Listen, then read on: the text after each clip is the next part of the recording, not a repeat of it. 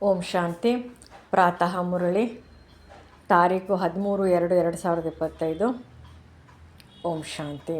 ಬಾಬ್ದಾದ ಮಧುಬನ. ಮಧುರ ಮಕ್ಕಳೇ, ತಂದೆಯು ಯಾರಾಗಿದ್ದಾರೆ, ಹೇಗಿದ್ದಾರೆಯೋ ಅದೇ ರೀತಿಯಲ್ಲಿ ಅವರನ್ನು ಯಥಾರ್ಥವಾಗಿ ಅರಿತುಕೊಂಡು ನೆನಪು ಮಾಡುವುದೇ ಮುಖ್ಯ ಮಾತಾಗಿದೆ.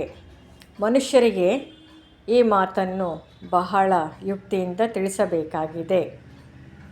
ಪ್ರಶ್ನೆ: ಇಡೀ ವಿಶ್ವಕ್ಕಾಗಿ ಯಾವ ವಿದ್ಯೆ ಇದೆ? ಅದನ್ನು ಇಲ್ಲಿಯೇ ನೀವು ಓದುತ್ತೀರಿ. ಉತ್ತರ: ನೀವೆಲ್ಲರೂ ಆತ್ಮಗಳಾಗಿದ್ದೀರಿ. ಆತ್ಮವೆಂದು ತಿಳಿದು ತಂದೆಯನ್ನು ನೆನಪು ಮಾಡಿ, ಆಗ ಪಾವನರು ಆಗಿಬಿಡುತ್ತೀರಿ. ಈ ವಿದ್ಯೆಯು ಇಡೀ ವಿಶ್ವಕ್ಕಾಗಿ ಇದೆ. ಇಡೀ ವಿಶ್ವದ ತಂದೆಯು ಒಂದೇ ಬಾರಿ ಎಲ್ಲರನ್ನು ಪಾವನ ಮಾಡಲು ಬರುತ್ತಾರೆ. ಅವರೇ ರಚಯಿತ ಮತ್ತು ರಚನೆಯ ಜ್ಞಾನವನ್ನು ಕೊಡುತ್ತಾರೆ. ಆದ್ದರಿಂದ ವಾಸ್ತವದಲ್ಲಿ ಇದೊಂದೇ ವಿಶ್ವವಿದ್ಯಾಲಯವಾಗಿದೆ. ಈ ಮಾತನ್ನು ಮಕ್ಕಳು ಸ್ಪಷ್ಟ ಮಾಡಿ ತಿಳಿಸಬೇಕಾಗಿದೆ. ಓಂ ಶಾಂತಿ. ಭಗವಾನ್ ವಾಚ್: ಈಗ ಆತ್ಮಿಕ ಮಕ್ಕಳು ತಿಳಿದುಕೊಂಡಿದ್ದೀರಿ ಭಗವಂತ ಯಾರು. ಇದನ್ನು ಭಾರತದಲ್ಲಿ ಯಾರೂ ಯಥಾರ್ಥವಾಗಿ ತಿಳಿದುಕೊಂಡಿಲ್ಲ.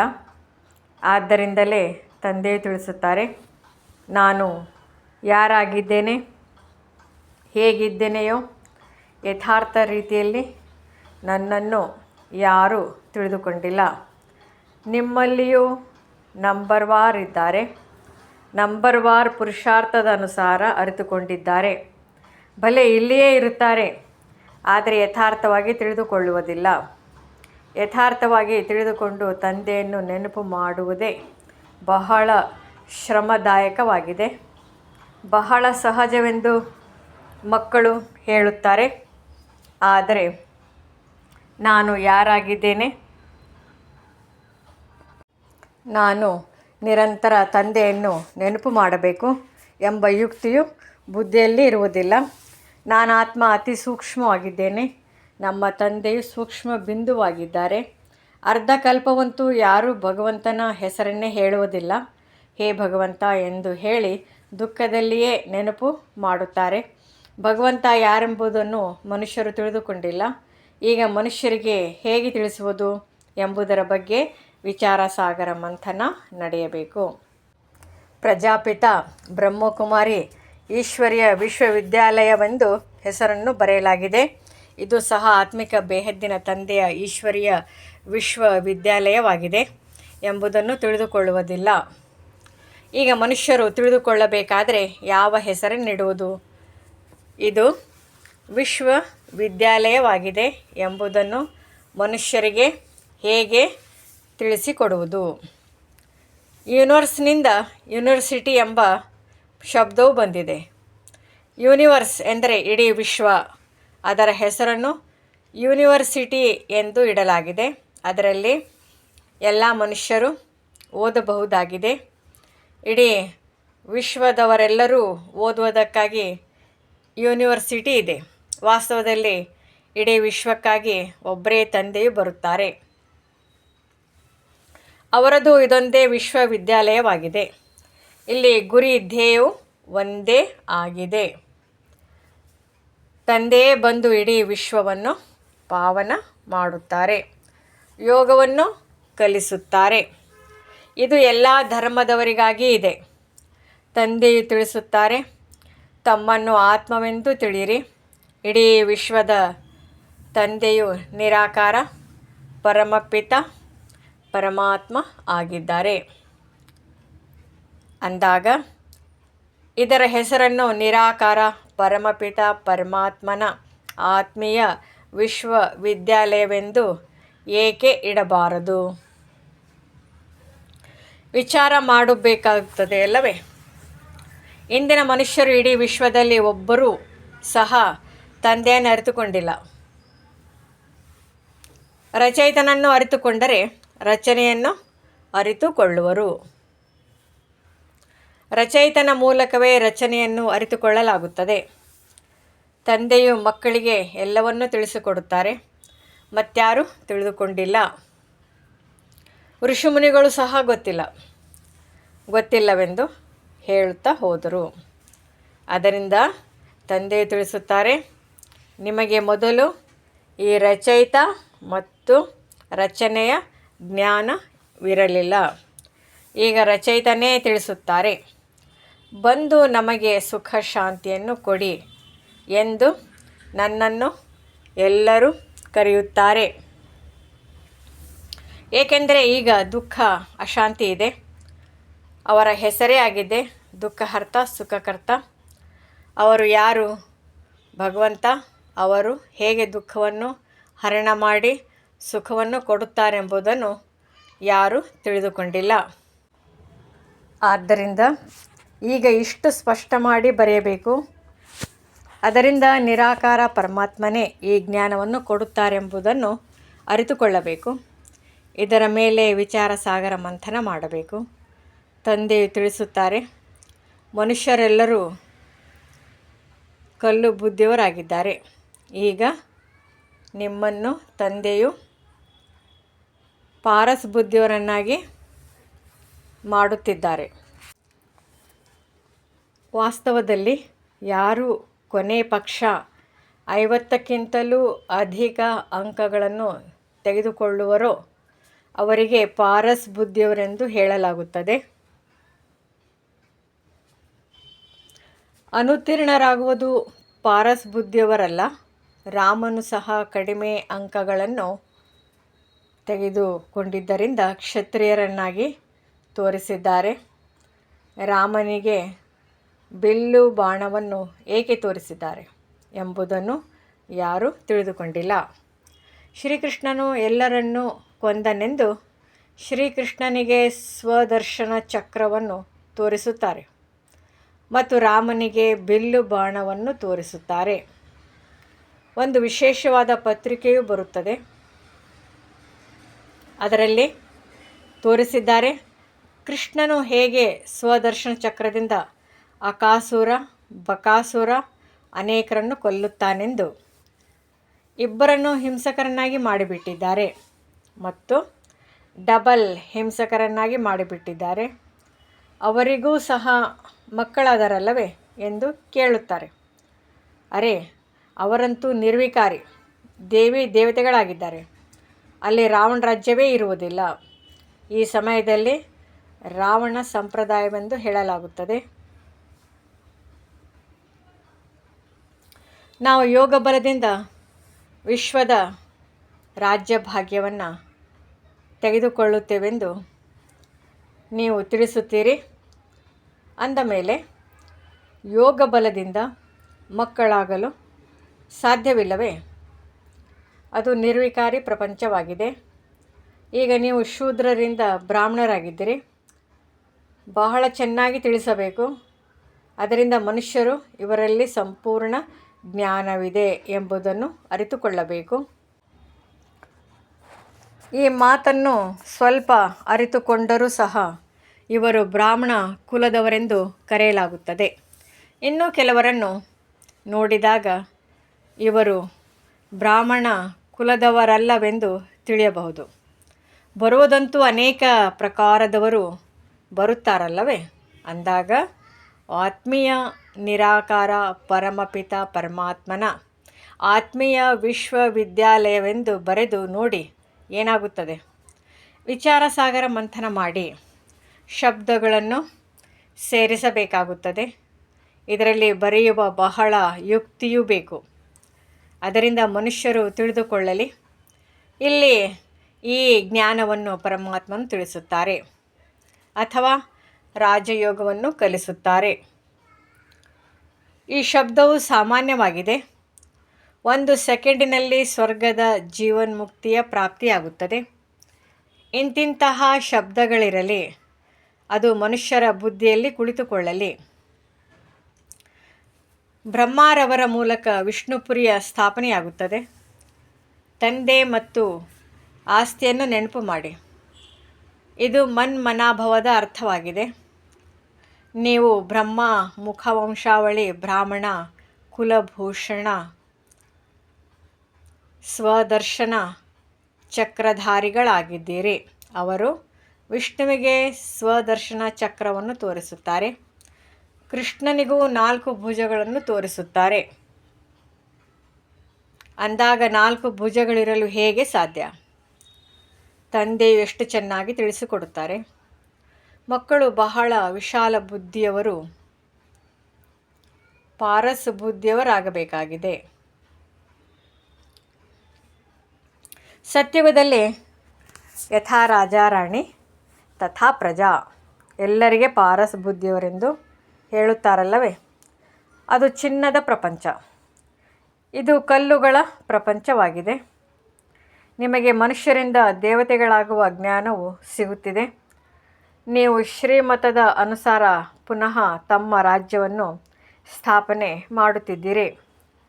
ರಾಜ ಮಹಾರಾಜರು ಹೇಗಾಗಬಲ್ಲಿರಿ ಎಂದು ತಂದೆಯು ನಮಗೆ ಯುಕ್ತಿಯನ್ನು ತಿಳಿಸುತ್ತಾರೆ. ಅನ್ಯರಿಗೆ ತಿಳಿಸುವುದಕ್ಕಾಗಿ ನಿಮ್ಮ ಬುದ್ಧಿಯಲ್ಲಿ ಈ ಜ್ಞಾನವನ್ನು ತುಂಬಲಾಗಿದೆ. ಗೋಲದ ಚಿತ್ರದಲ್ಲಿಯೂ ಬಹಳ ಸಹಜವಾಗಿ ತಿಳಿಸಿಕೊಡಬಹುದಾಗಿದೆ. ಈ ಸಮಯದಲ್ಲಿ ಎಷ್ಟೊಂದು ಜನಸಂಖ್ಯೆ ಇದೆ ನೋಡಿ. ಸತ್ಯುಗದಲ್ಲಿ ಕೆಲವರೇ ಇರುತ್ತಾರೆ ಅಂದ ಮೇಲೆ ಸಂಗಮವಂತೂ ಇದೆ ಅಲ್ಲವೇ? ಬ್ರಾಹ್ಮಣರು ಕೆಲವರೇ ಇರುವವರಲ್ಲವೇ? ಬ್ರಾಹ್ಮಣರ ಯುಗವು ಚಿಕ್ಕದಾಗಿದೆ. ಬ್ರಾಹ್ಮಣರ ನಂತರ ದೇವತೆಗಳು, ನಂತರ ವೃದ್ಧಿಯನ್ನು ಹೊಂದುತ್ತದೆ. ಬಾಜೋಲಿಯೂ ಇರುತ್ತದೆಯಲ್ಲವೇ? ಅಂದಾಗ ಏಣಿಯ ಚಿತ್ರದ ಜೊತೆಗೆ ವಿರಾಟ ರೂಪವು ಇರುವುದು.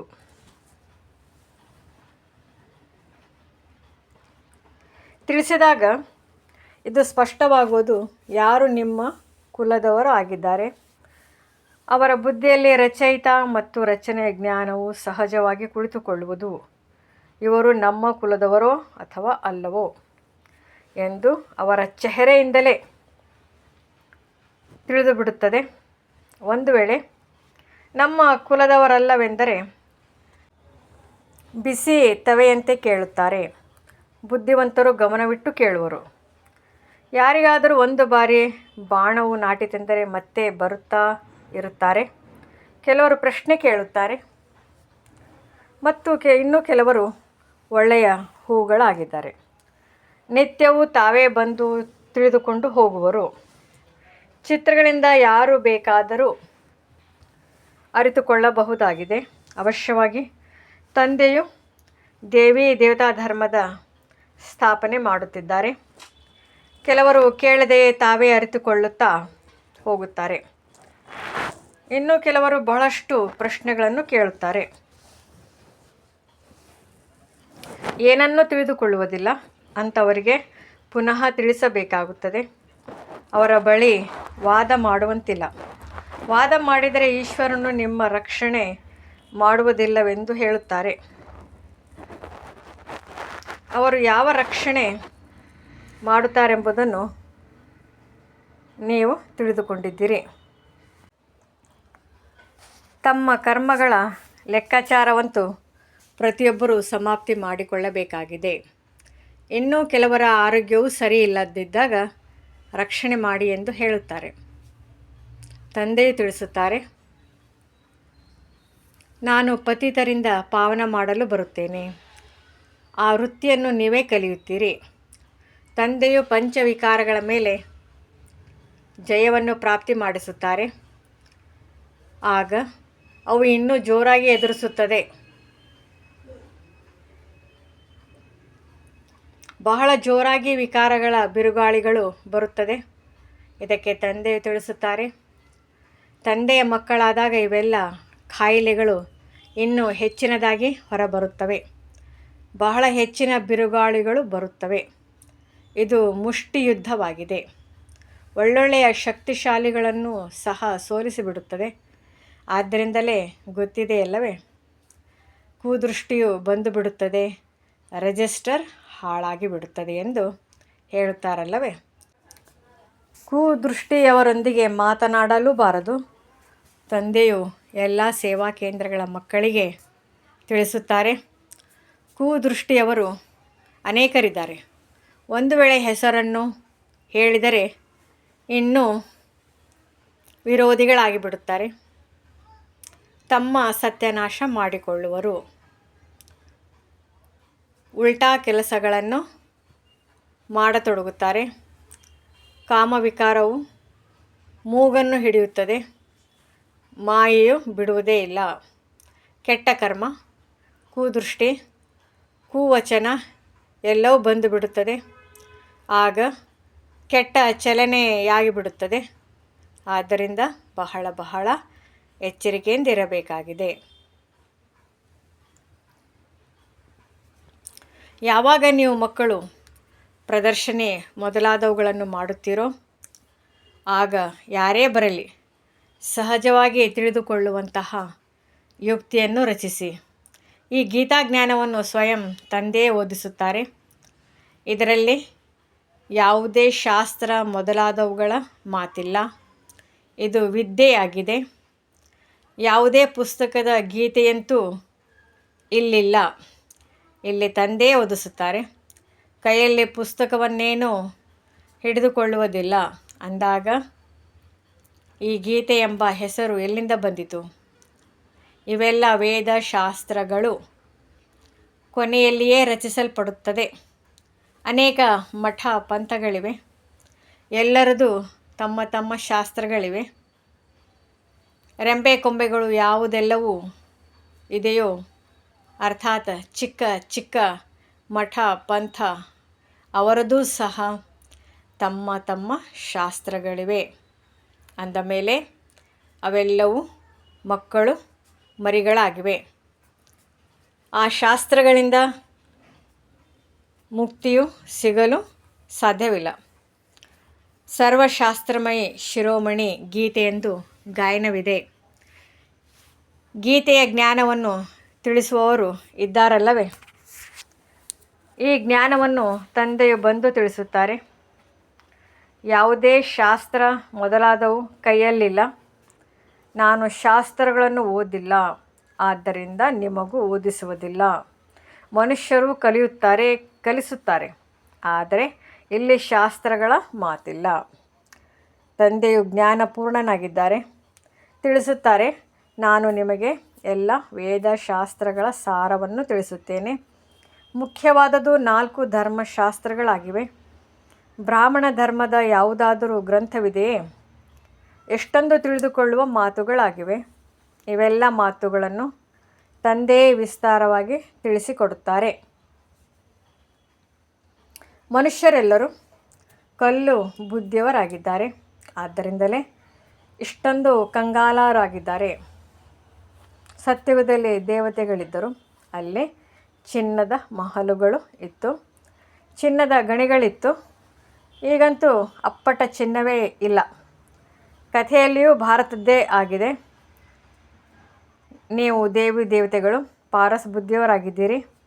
ಇಡೀ ವಿಶ್ವದ ಮೇಲೆ ರಾಜ್ಯಭಾರ ಮಾಡುತ್ತಿದ್ದೀರಿ. ನೀವು ಸ್ವರ್ಗದ ಮಾಲೀಕರಾಗಿದ್ದವರು, ಈಗ ನರಕದ ಮಾಲೀಕರಾಗಿದ್ದೇವೆ, ಮತ್ತೆ ಪಾರಸ್ ಬುದ್ಧಿಯವರಾಗುತ್ತೇವೆಂದು ಈಗ ಸ್ಮೃತಿಯಲ್ಲಿ ಬಂದಿದೆ. ಈ ಜ್ಞಾನವು ನೀವು ಮಕ್ಕಳ ಬುದ್ಧಿಯಲ್ಲಿಯೇ ಇದೆ. ಇದನ್ನು ಅನ್ಯರಿಗೂ ತಿಳಿಸಬೇಕಾಗಿದೆ. ನಾಟಕದ ಅನುಸಾರ ಪಾತ್ರವು ನಡೆಯುತ್ತಾ ಇರುತ್ತದೆ. ಯಾವ ಸಮಯವೂ ಕಳೆಯುತ್ತಾ ಹೋಗುತ್ತದೆಯೋ ನಂತರವೂ ಸಹ ನಿಖರವಾಗಿ ಪುರುಷಾರ್ಥವನ್ನಂತೂ ಮಾಡಿಸುತ್ತಾರಲ್ಲವೇ?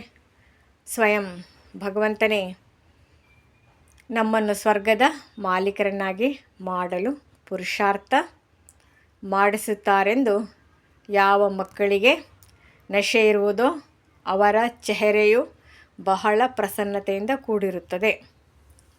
ತಂದೆಯು ಮಕ್ಕಳಿಗೆ ಪುರುಷಾರ್ಥ ಮಾಡಿಸಲು ಪ್ರಾರಬ್ಧವನ್ನು ರೂಪಿಸುವುದಕ್ಕಾಗಿಯೇ ಬರುತ್ತಾರೆ. ಇದನ್ನು ಪ್ರಪಂಚದಲ್ಲಿ ಯಾರೂ ತಿಳಿದುಕೊಂಡಿಲ್ಲ. ನೀವೇ ತಿಳಿದುಕೊಂಡಿದ್ದೀರಿ. ಭಗವಂತನೇ ಸ್ವರ್ಗದ ಮಾಲೀಕರನ್ನಾಗಿ ಮಾಡುವ ಪುರುಷಾರ್ಥ ಮಾಡಿಸುತ್ತಾರೆಂದರೆ ಖುಷಿಯಾಗಬೇಕು. ಚೆಹರೆಯು ಬಹಳ ಖುಷಿ ಮತ್ತು ಪ್ರಸನ್ನತೆಯಿಂದ ಇರಬೇಕು. ತಂದೆಯ ನೆನಪಿನಿಂದ ನೀವು ಸದಾ ಹರ್ಷಿತರಾಗುತ್ತೀರಿ. ತಂದೆಯನ್ನು ಮರೆತಾಗಲೇ ಬೇಸರವಾಗುತ್ತದೆ. ತಂದೆ ಮತ್ತು ಆಸ್ತಿಯನ್ನು ನೆನಪು ಮಾಡುವುದರಿಂದ ಪ್ರಸನ್ನಚಿತ್ತರಾಗುತ್ತೀರಿ. ಪ್ರತಿಯೊಬ್ಬರ ಸೇವೆಯಿಂದಲೇ ತಿಳಿಯಲಾಗುತ್ತದೆ. ತಂದೆಗೆ ಮಕ್ಕಳ ಸುಗಂಧವಂತೂ ಬರುತ್ತದೆ ಅಲ್ಲವೇ? ಸುಪುತ್ರ ಮಕ್ಕಳಿಂದ ಸುಗಂಧವು ಬರುತ್ತದೆ, ಕುಪುತ್ರರಿಂದ ದುರ್ಗಂಧವೂ ಬರುತ್ತದೆ. ಉದ್ಯಾನವನದಲ್ಲಿ ಸುಗಂಧಭರಿತ ಹೂಗಳನ್ನೇ ತೆಗೆದುಕೊಳ್ಳಲು ಮನಸ್ಸಾಗುತ್ತದೆ. ಎಕ್ಕದ ಹೂವನ್ನು ಯಾರು ತಾನೇ ತೆಗೆದುಕೊಳ್ಳುತ್ತಾರೆ? ತಂದೆಯನ್ನು ಯಥಾರ್ಥ ರೀತಿಯಲ್ಲಿ ನೆನಪು ಮಾಡುವುದರಿಂದಲೇ ವಿಕರ್ಮಗಳು ವಿನಾಶವಾಗುತ್ತವೆ. ಒಳ್ಳೆಯದು.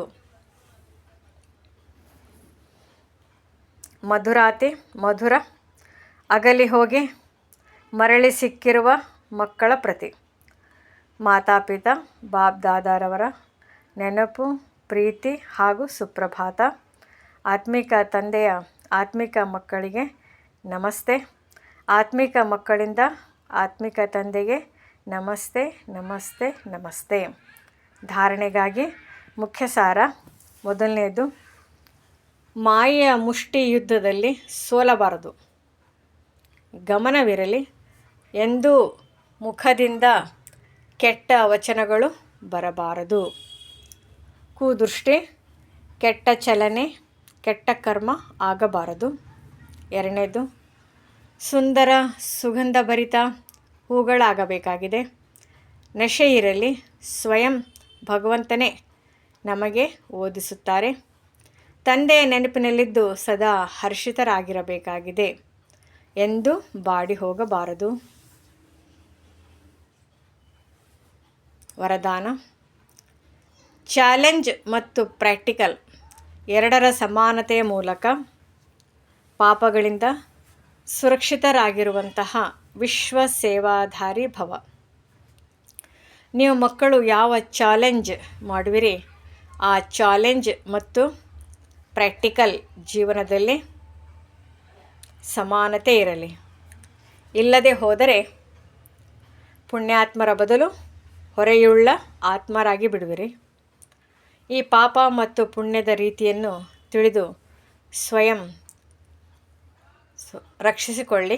ಏಕೆಂದರೆ ಸಂಕಲ್ಪ ಮಾತ್ರದಲ್ಲಿಯೂ ಯಾವುದೇ ಪ್ರಕಾರದ ವಿಕಾರದ ಬಲಹೀನತೆ, ವ್ಯರ್ಥ ಮಾತು, ವ್ಯರ್ಥ ಭಾವನೆ, ತಿರಸ್ಕಾರ ಅಥವಾ ಈರ್ಷ್ಯೆಯ ಭಾವನೆ ಪಾಪದ ಖಾತೆಯನ್ನು ಹೆಚ್ಚಿಸುತ್ತದೆ. ಆದ್ದರಿಂದ ಪುಣ್ಯಾತ್ಮ ಭವದ ವರದಾನದ ಮೂಲಕ ಸ್ವಯಂ ಅನ್ನು ಸುರಕ್ಷಿತವಾಗಿರಿಸಿಕೊಂಡು ವಿಶ್ವ ಸೇವಾಧಾರಿಗಳಾಗಿ ಸಂಘಟಿತ ರೂಪದಲ್ಲಿ ಏಕಮತ ಏಕರಸ ಸ್ಥಿತಿಯ ಅನುಭವವನ್ನು ಮಾಡಿಸಿ. ಸ್ಲೋಗನ್. ಪವಿತ್ರತೆಯ ಮೇಣದ ಬೆಳಕು ನಾಲ್ಕು ಕಡೆ ಇನ್ನೂ ಹೊತ್ತಿಸಿ, ಆಗ ತಂದೆಯನ್ನು ಸಹಜವಾಗಿ ನೋಡಬಹುದು.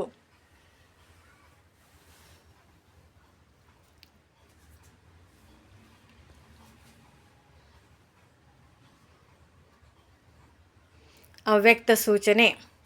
ಏಕಾಂತ ಪ್ರಿಯರಾಗಿ ಏಕತೆ ಮತ್ತು ಏಕಾಗ್ರತೆಯನ್ನು ತಮ್ಮದಾಗಿಸಿಕೊಳ್ಳಿ.